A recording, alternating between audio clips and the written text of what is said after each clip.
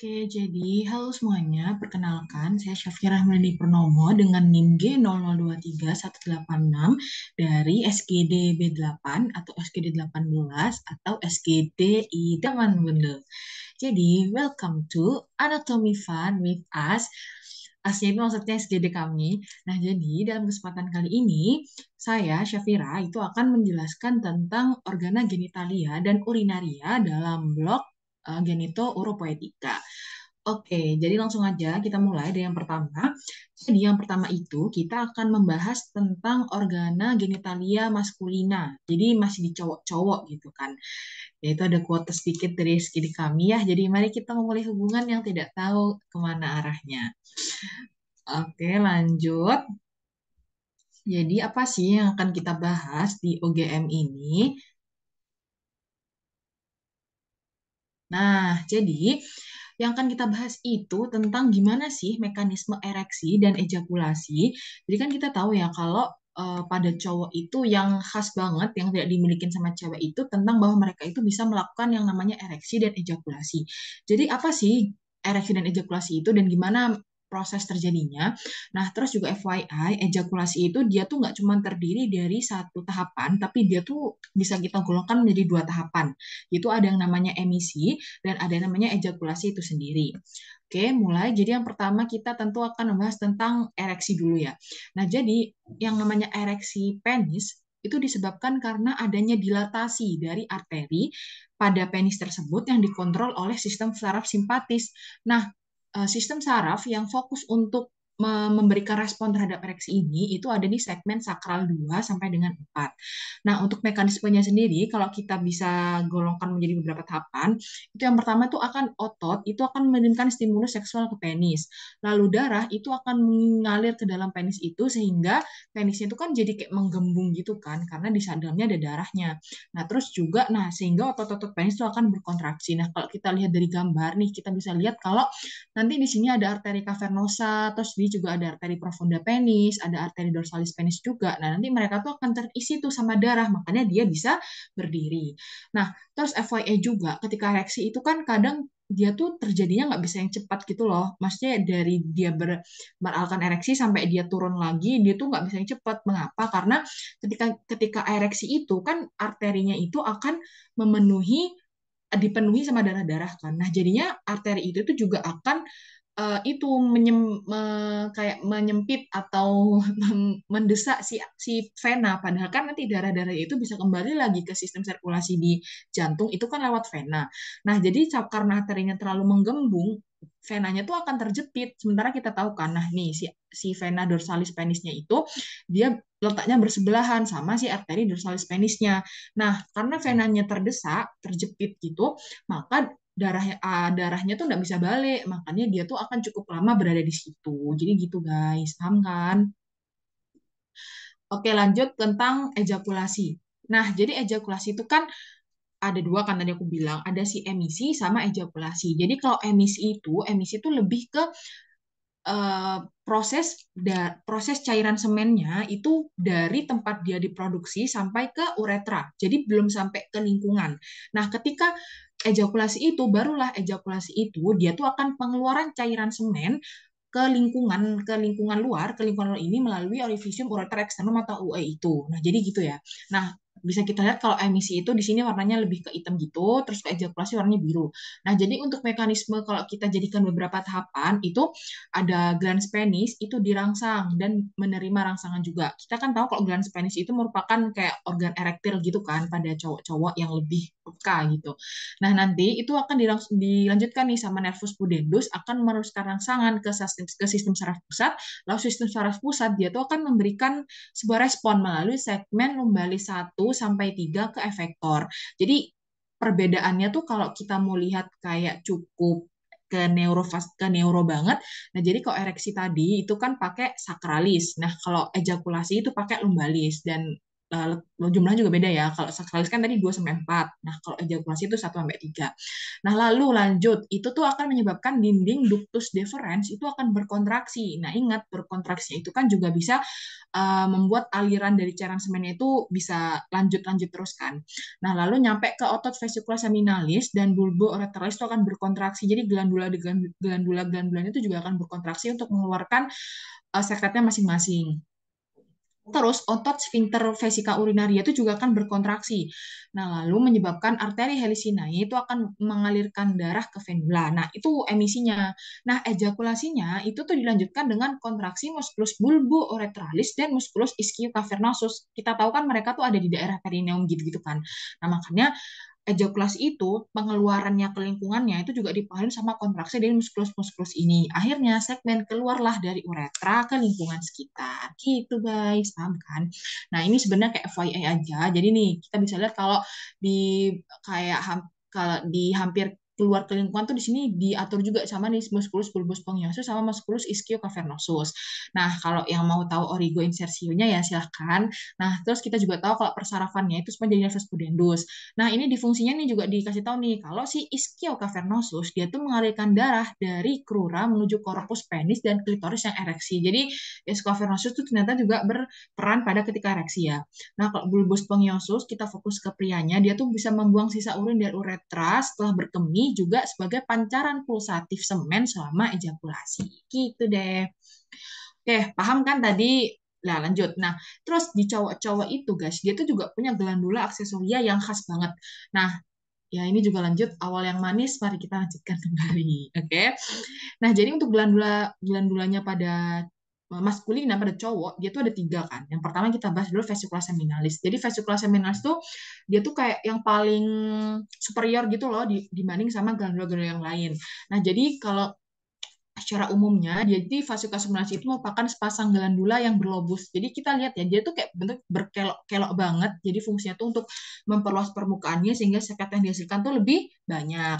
Nah, terus ductus excretorius dari vesicula seminalis itu akan bergabung dengan ductus deferens untuk membentuk ductus ejaculatorius. Jadi kayak ya begitulah ya. Nah, jadi nanti ini ductus deferens nih. Nah, nanti di sini dia tuh akan bertemu gitu. Jadi muara dari ductus deferens sama muara dari sama ductus excretorius dari vesicula seminalis dia tuh akan membentuk nanti ductus excretorius, oke? Nah, terus karena dia sebagai glandula, dia sebagai kelenjar. Nah, fungsinya apa sih? Jadi dia tuh akan menghasilkan sekret. Sekretnya itu akan mengandung fruktosa dan juga prostaglandin. Di mana fruktosanya ini dia tuh akan memberikan nutrisi bagi sperma supaya dia tuh cukup adekuat gitu ya untuk mencapai nanti si ovumnya. Ya nanti ketika fertilisasi itu kan. Nah, terus juga prostaglandin itu untuk membantu motilitas dari si sperma itu sendiri. Jadi biar kayak spermanya tuh nggak mati di tengah jalan gitu loh. Nah, terus juga vesicula semen itu tuh juga dapat mengkoagulasikan sisa-sisa semen gitu. Paham kan? Nah, lalu kalau glandula prostat yaitu jadi letaknya itu di lebih inferior dari vesicula seminalis. Nah, jadi sebenarnya kalau dari gambar ini ada kesepil juga. Jadi ini sebenarnya tuh glandula vesicula seminalisnya. Terus yang ini ada si glandula prostatnya. Glandula prostat tuh cukup besar ya guys sebenarnya. Nah, karena dia tuh merupakan kelenjar fibromuskuler. Jadi dia tuh tersusun dari muskulus-muskulus. Nah, terus glandula prostata ini dia tuh juga memiliki lobus-lobus dan zona-zona. Nah, lobusnya itu dia ada lobus anterior. Jadi kalau anterior, jadi dia tuh letaknya ada di depan dari uretra.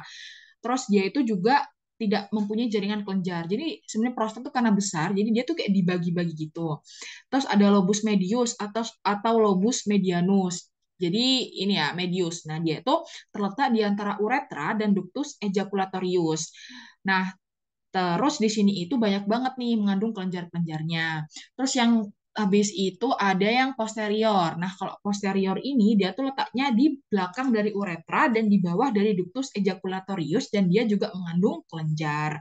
Nah, lalu ada juga lobus prostat yang dexter et sinister atau kita sebut juga lobus laterales. Jadi di lateral gitu kan. Dia tuh terletaknya dia tuh ada di samping uretra dan dexter dan sinisternya itu dipisahkan satu sama lain oleh alur vertikal dangkal yang terdapat pada fasies posterior prostat.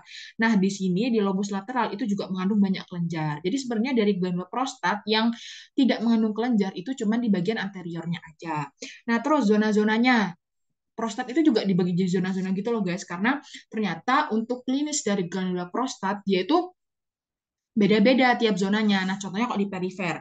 Jadi perifer ini dia tuh paling banyak, jadi sekitar menurut penelitian tuh sekitar 70 sampai 80%-nya itu paling banyak terkena kanker prostat di bagian perifer ini.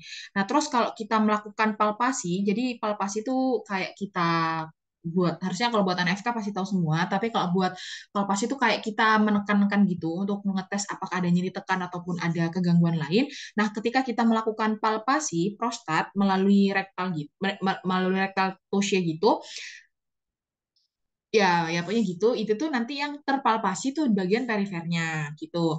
Nah, terus lanjut ke bagian sentral. Nah, kalau bagian sentral ini dia tuh area yang mengelilingi di sekitar ductus ejaculatorius, namanya sentral, pasti dia di tengah. Nah, dia ini eh biasanya tuh dia lebih banyak kemungkinannya tuh terkena metastasis gitu ya, tapi juga tidak terlalu seperti yang perifer. Terus kalau zona transisional dia itu jadi dia itu zona yang mengelilingi uretra pars prostatica. Jadi kan uretranya ini kan, uretra pars prostatikanya ini, maka nanti zona transisional tuh yang di area-area deket-deket situ. Nah, di sini itu paling banyak terkenanya BPH atau benign prostat hyperplasia. Jadi Maksudnya paling beda tuh si perifer sama yang transisional. Perifer dia tuh paling banyak terkena kanker prostat, kok transisional dia paling banyak terkena si BPH tadi. Oke. Nah, terus karena dia sebuah glandula, pasti dia menghasilkan sekret. Sekretnya apa? Itu sekret itu bukan cairan seperti susu yang mengandung asam sitrat dan fosfatase asam. Nah, dia tuh fungsinya apa? Fungsinya untuk menetralkan suasana vagina yang asam. Nah, terus di glandula prostat ini, guys, dia tuh ada muara dari uretra pars prostatica. Gitu deh. Lanjut, kita ke glandula yang terakhir, itu glandula bulbourethralis atau glandula Cooper. Nah, jadi dia itu kan glandula mukosus, jadi yang menghasilkan mukus dan bobotnya itu seperti kacang gitu loh, kiot kan, ini yang ini ya guys. Nah, terus dia tuh jumlahnya juga sepasang dan berukurannya kecil. Nah, dia letaknya di mana? Nah, dia kan letaknya kayak di dalam suatu tempat gitu kan. Jadi ini tuh merupakan spasium perineum profundum yang letaknya dia tuh di lateral dari uretra pars membranacea. Jadi FYI juga uretra itu parsnya banyak banget guys. Tadi kan kita tahu kok di glandula prostat itu banyak banget muara dari uretra pars prostatica. Nah, kalau glandula bulbourethralis ini dia tuh kayak bersebelahan sama yang pars membranacea. Nah, saluran dari setiap glandula si bulbourethralis ini dia tuh akan berjalan ke inferomedial melewati membrana perinei untuk bermuara ke dalam bulbus penis uretra pars spongiosa pada radix penis. Nah, bersama dengan glandula kecil yang terletak di sepanjang uretra pars spongiosa, itu si glandula borotalis ini berkontribusi untuk melumasi uretra dan juga untuk emisi pre-ejakulasi dari si penis. Gitu. Jadi kayak dia tuh kok borotalis itu lebih kayak dia menghasilkan mukus gitu loh sebagai pelumas, terus juga bisa juga untuk membersihkan sisa-sisa urin di sepanjang uretra supaya cairan semennya itu tidak terkontaminasi. Gitu-gitu sih. Paham kan? Oke. Nah, tadi kan kita udah paham lah ya sama tentang yang OGM atau organa genitalia maskulina. Sekarang gantian dong yang feminina, yang cewek-cewek. Nah, di cewek-cewek itu kan yang paling khasnya tuh kan mereka itu fertilisasinya terjadi di cewek, implantasinya juga. Nah, jadi kita belajar itu aja yuk. Oke, sekarang kita akan belajar tentang fertilisasi. Jadi, alhamdulillah ya, kita semua SGD kami menemukan gambar yang sekalian menjelaskan gitu. Oke, jadi sebenarnya tuh kalau sebenarnya bukan ovum sih, kayak oosit sekunder. Ketika kita zoom, ketika lagi diserbu sama si sperma tuh bentukannya bakal gini guys. Jadi tahapannya itu sperma yang akan membuahi dia tuh akan menembus si corona radiata melalui enzim-enzim tarikat membran yang terdapat di dalam membran plasma kepala sperma dan berikatan tuh dengan reseptor ZP3 di zona pelusida. Jadi di zona pelusida di sini itu banyak banget reseptor-reseptor ZP3. Nah, pengikatan sperma dengan reseptor ZP3 tadi dia tuh akan memicu reaksi akrosom. Akrosom tuh ya bagian di ibarat itu kepala sperma itu namanya akrosom. Dia tuh enzim hidrolitik pada akrosom itu akan dibebaskanlah ke zona pelusida. Nah, enzim akrosomal tadi itu akan mencerna tuh si zona pelusida membentuk jalur ke membran plasma ovum. Nah, ketika sperma mencapai ovum, membran plasma tuh kedua sel ini tuh akan berelusi kayak melebur gitu loh. Nah, lalu kepala sperma dengan DNA-nya itu akan memasuki si sitoplasma ovum, lalu sperma merangsang pelepasan berbagai enzim yang tersimpan di dalam granula kortikal di ovum yang nantinya akan menginaktifkan reseptor ZP3 dan mengeraskan zona pelusida sehingga menghambat terjadinya polispermia. Jadi kayak ketika kan banyak banget tuh kan sperma-sperma yang masuk. Nah, kalau spermanya satu udah masuk, itu tuh nanti ibaratnya sama si satu sperma ini, dia tuh akan memberikan rangsangan gitu supaya si zona pelusida tadi ibaratnya pintu si ovum itu langsung mengeras gitu. Jadi tidak ada sperma yang bisa masuk lagi. Jadi sperma tuh egois gitu ya guys. Dia kalau udah masuk satu, dia nggak mau tuh ada yang masuk lagi. Jadi nanti ketika kalau ada bayi kembar, bayi kembar tuh ada dua jenis gitu loh. Bisa ada dua ovum, bisa ada dua ovum yang dua oosit sekunder yang terbuahi atau satu oosit sekunder terbuahi terus dia bisa membelah jadi dua. Jadi kayak yang penting pokoknya harus satu gitu. Oke, paham? Lanjut, sekarang nidasi, jadi penempelan. Nah, tadi kan setelah terbentuk fertilisasi itu akan terbentuk si zigot itu kan. Nah, gimana sih zigot itu dia bisa menempel ke dalam endometrium gitu kan. Nah, sekarang kita bahas perjalanannya dulu. Jadi ketika fertilisasi itu biasanya tuh terjadinya di ampula tuba fallopi ya. Jadi bagian dari tuba fallopi yang sedikit melebar. Jadi nanti oosit sekunder keluarlah dari ovum, ditangkap sama fimbriae, terus masuk ke ampula di sini. Nah, jadi sperma tuh keren kan. Jadi sperma tuh butuh nutrisi-nutrisi karena dia tuh setelah dia masuk ke vagina dia tuh kayak harus berjalan ngeng sampai ke sini gitu kan. Jadi cukup panjang gitu perjalanan sperma untuk mencapai si oosit sekundernya. Nah, jadi ketika fertilisasi tadi, setelah ya tadi kita bahas, jadi oh ya, sama ketika sperma menembus si oosit sekunder, itu yang masuk tuh cuman kepalanya aja, guys. Jadi ekor-ekornya tuh udah buang gitu. Kita cuman perlu DNA-nya kan. Jadi kita perlu kepalanya gitu. Oke, lalu lanjut. Nah, jadi ketika mereka selama berjalan nih di tuba fallopi, zigotnya tuh akan terus membelah. Mereka tuh terus membelah, tapi dengan tetap pada volume yang sama. Jadi bayangin aja, ibaratnya di satu tabung, di satu lingkaran gini, di dalamnya tuh sel-selnya terus membelah. Jadi kayak tambah kecil, tambah banyak, tambah banyak, tambah banyak gitu kan. Nah, nanti ketika zigot ini udah makin membelah, banyak itu kita sebut marula aja mereka udah 8 sampai 16 sel gitu di dalamnya. Nah, nanti marula ini akan berkembang lagi menjadi blastokista. Jadi blastokista tuh dia di dalamnya udah ada sebuah rongga yang isinya cairan gitu namanya blastosol. Nah, si blastokista ini di sel-sel di bagian luarnya dia tuh ada namanya sel-sel trofoblast. Jadi nanti ketika kita bahas banget gitu tentang embriologi, trofoblast tuh penting banget gitu guys. Dia tuh bisa membentuk plasenta, dia tuh juga untuk ya banyak banget lah. Nah, terus ini juga. Nah, jadi nanti masa-masa sel yang di dalam ini dia tuh akan menjadi sebuah janin.